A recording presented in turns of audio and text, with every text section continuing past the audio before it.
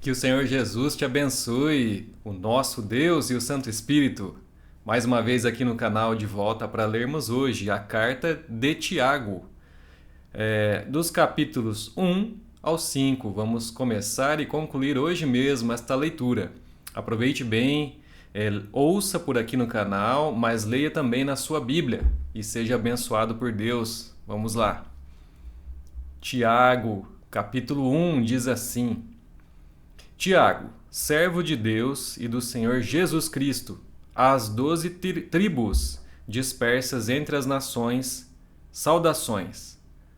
Meus irmãos, considerem motivo de grande alegria o fato de passarem por diversas provações, pois vocês sabem que a prova da sua fé produz perseverança, e a perseverança deve ter ação completa, a fim de que vocês sejam maduros e íntegros, sem que falte a vocês coisa alguma. Se algum de vocês tem falta de sabedoria, peça a Deus, que a todos dá livremente, de boa vontade, e lhe será concedida. Peça-a, porém, com fé, sem duvidar, pois aquele que duvida é semelhante à onda do mar, levada e agitada pelo vento. Não pense tal pessoa que receberá coisa alguma do Senhor, pois tem mente dividida e é instável em tudo o que faz. O irmão de condição humilde deve orgulhar-se quando estiver em elevada posição. E o rico deve orgulhar-se caso passe a viver em condição humilde, porque o rico passará como a flor do campo. Pois o sol se levanta, traz o calor e seca a planta. Cai então a sua flor e a sua beleza é destruída. Da mesma forma, o rico murchará em meio aos seus afazeres. Feliz é o homem que persevera na provação, porque depois de aprovado receberá a coroa da vida, que Deus prometeu aos que o amam. Quando alguém for tentado, jamais deverá dizer: estou sendo tentado por Deus. Pois Deus não pode ser tentado pelo mal, e a ninguém tenta. Cada um, porém, é tentado pelo próprio mau desejo, sendo por este arrastado e seduzido. Então esse desejo, tendo concebido, dá à luz o pecado, e o pecado, após ser consumado, gera a morte. Meus amados irmãos, não se deixem enganar. Toda boa dádiva e todo o dom perfeito vem do alto, descendo do Pai das luzes, que não muda como sombras inconstantes. Por sua decisão, ele nos gerou pela palavra da verdade, a fim de sermos como os primeiros frutos de tudo o que ele criou. Meus amados irmãos, tenham isto em mente. Sejam todos prontos para ouvir, tardios para falar e tardios para irar-se, pois a ira do homem não produz a justiça de Deus. Portanto, livrem-se de toda impureza moral e da maldade que prevalece e aceitem humildemente a palavra implantada em vocês, a qual é poderosa para salvá-los. Sejam praticantes da palavra e não apenas ouvintes, enganando vocês mesmos. Aquele que ouve a palavra, mas não a põe em prática, é semelhante a um homem que olha sua face num espelho, e depois de olhar para si mesmo, sai e logo esquece a sua aparência. Mas o homem que observa atentamente a lei perfeita, que traz a liberdade, e persevera na prática dessa lei, não esquecendo o que ouviu, mas praticando-o, será feliz naquilo que fizer. Se alguém se considera religioso, mas não refreia sua língua, engana-se a si mesmo. Sua religião não tem valor algum. A religião que Deus, o nosso Pai, aceita como pura e imaculada é esta: cuidar dos órfãos e das viúvas e em suas dificuldades, e não se deixar corromper pelo mundo. Capítulo 2. Proibida a acepção de pessoas. Diz assim: Meus irmãos, como crentes em nosso glorioso Senhor Jesus Cristo, não façam diferença entre as pessoas tratando-as com parcialidade. Suponham que na religião de vocês, entre um homem com anel de ouro e roupas finas e também entre um pobre com roupas velhas e sujas. Se vocês derem atenção especial ao homem que está vestido com roupas finas e disserem: aqui está um lugar apropriado para o Senhor. Mas disserem ao pobre: você fique em pé ali, ou sente-se no chão junto ao estrado por onde ponho os meus pés. Não estarão fazendo discriminação, fazendo julgamentos com critérios errados? Ouçam, meus amados irmãos, não escolheu Deus os que são pobres aos olhos do mundo para serem ricos em fé e herdarem o reino que ele prometeu aos que o amam? Mas vocês têm desprezado o pobre. Não são os ricos que oprimem vocês? Não são eles os que os arrastam para os tribunais? Não são eles que difamam o bom nome que sobre vocês foi invocado? Se vocês de fato obedecerem à lei do reino encontrada na Escritura que diz: ame o seu próximo como a si mesmo, estarão agindo corretamente. Mas, se tratarem os outros com parcialidade, estarão cometendo pecado e serão condenados pela lei como transgressores. Pois quem obedece a toda a lei, mas tropeça em apenas um ponto, torna-se culpado de quebrá-la inteiramente. Pois aquele que disse: não adulterarás, também disse: não matarás. Se você não comete adultério, mas comete assassinato, torna-se transgressor da lei. Falem e hajam como quem vai ser julgado pela lei da liberdade, porque será exercido juízo sem misericórdia sobre quem não for misericordioso. A misericórdia triunfa sobre o juízo. De que adianta, meus irmãos, alguém dizer que tem fé se não tem obras? Acaso a fé pode salvá-lo? Se um irmão ou irmã estiver necessitado de roupas e do alimento de cada dia, e um de vocês lhe disser: vá em paz, aqueça-se e alimente-se até satisfazer-se, sem porém lhe dar nada, de que adianta isso? Assim também a fé por si só, se não for acompanhada de obras, está morta. Mas alguém dirá: você tem fé, eu tenho obras. Mostre-me a sua fé sem obras, e eu mostrarei a minha fé pelas obras. Você crê que existe um só Deus? Muito bem, até mesmo os demônios creem e tremem. Insensato! Quer certificar-se de que a fé sem obras é inútil? Não foi Abraão, nosso antepassado, justificado por obras quando ofereceu seu filho Isaque sobre o altar? Você pode ver que tanto a fé como as obras estavam atuando juntas, e a fé foi aperfeiçoada pelas obras. Cumpriu-se assim a Escritura que diz: Abraão creu em Deus, e isso lhe foi creditado como justiça. E ele foi chamado amigo de Deus. Vejam que uma pessoa é justificada por obras e não apenas pela fé.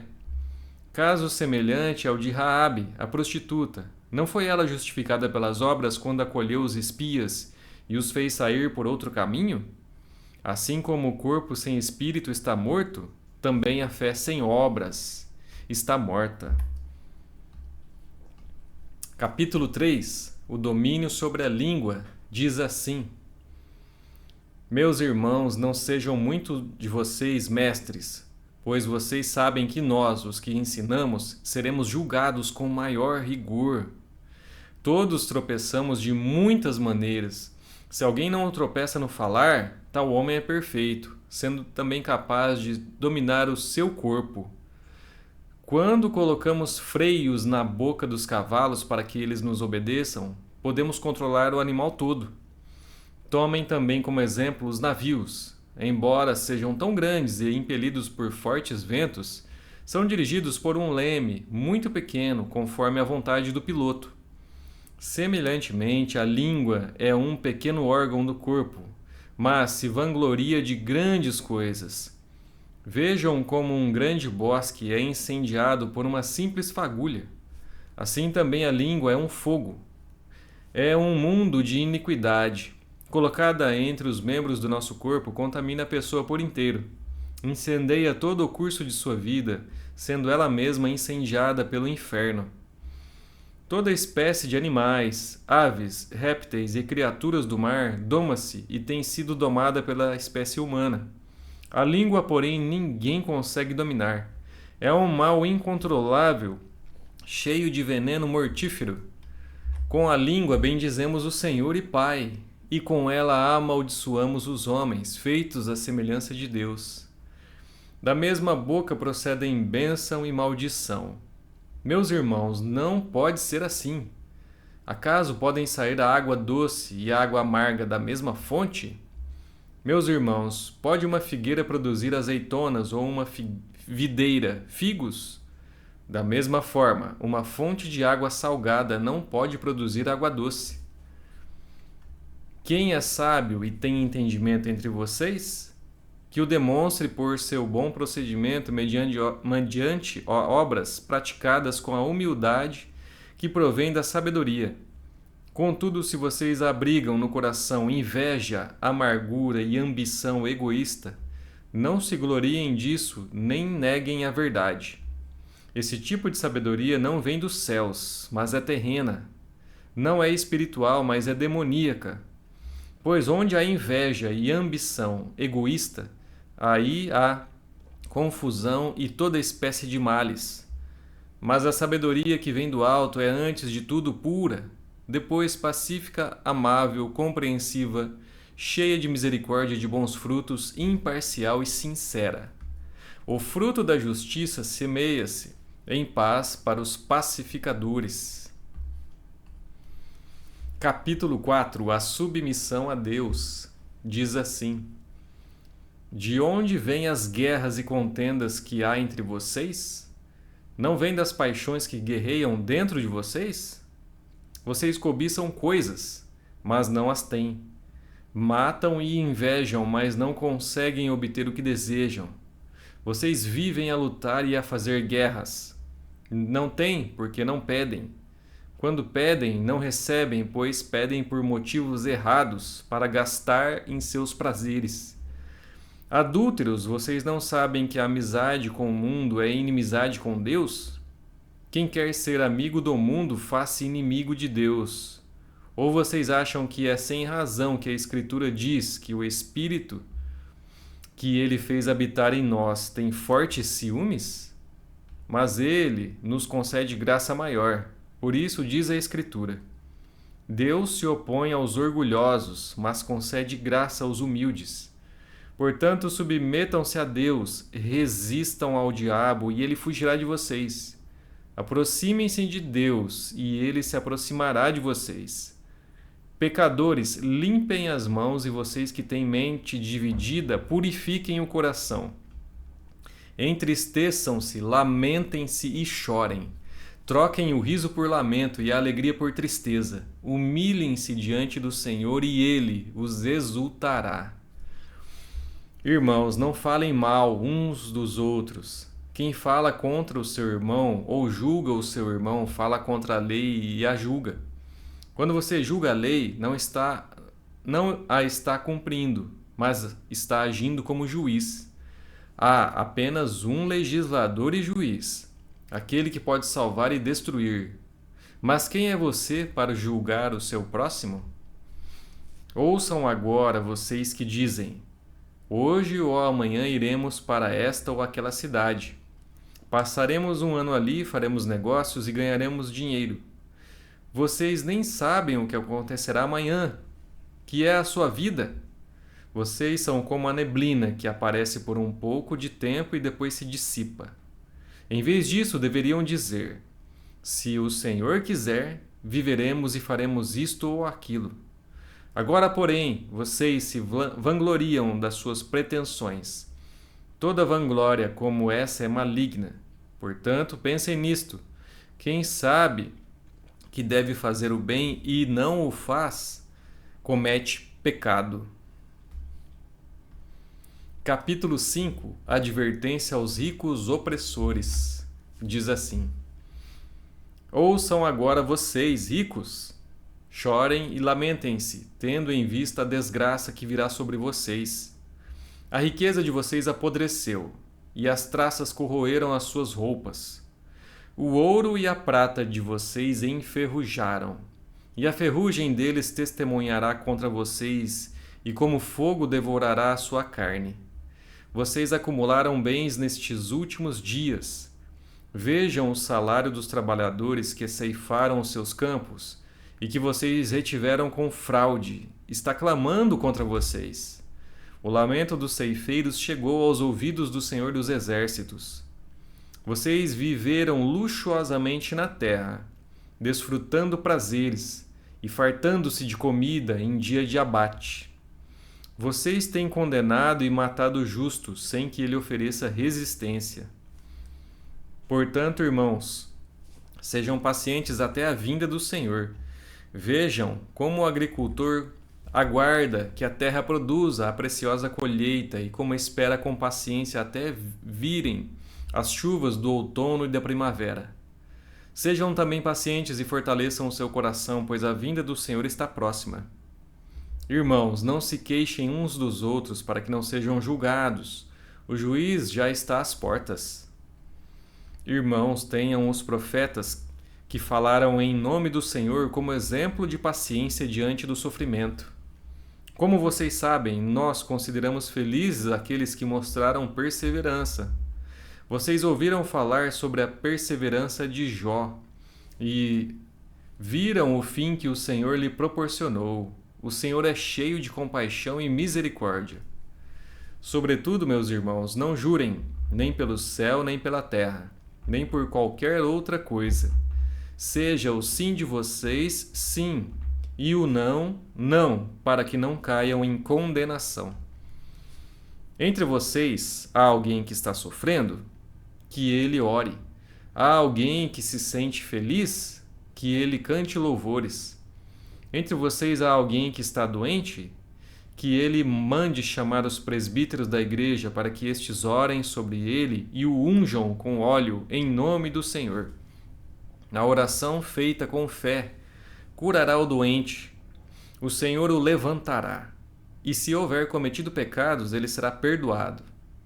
Portanto, confessem os seus pecados uns aos outros e orem uns pelos outros para serem curados. A oração de um justo é poderosa e eficaz. Elias era humano como nós. Ele orou fervorosamente para que não chovesse, e não choveu sobre a terra durante 3 anos e meio. Orou outra vez, e os céus enviaram chuva, e a terra produziu os seus frutos. Meus irmãos, se algum de vocês se desviar da verdade e alguém o trouxer de volta, lembrem-se disto.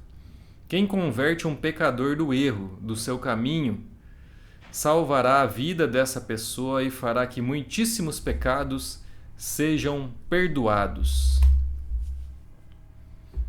Terminamos os capítulos de hoje e com isso a carta de Tiago. Espero que você tenha aproveitado e novamente já fica o convite para estarmos de volta amanhã e lermos o próximo livro do Novo Testamento. Deus te abençoe e até lá!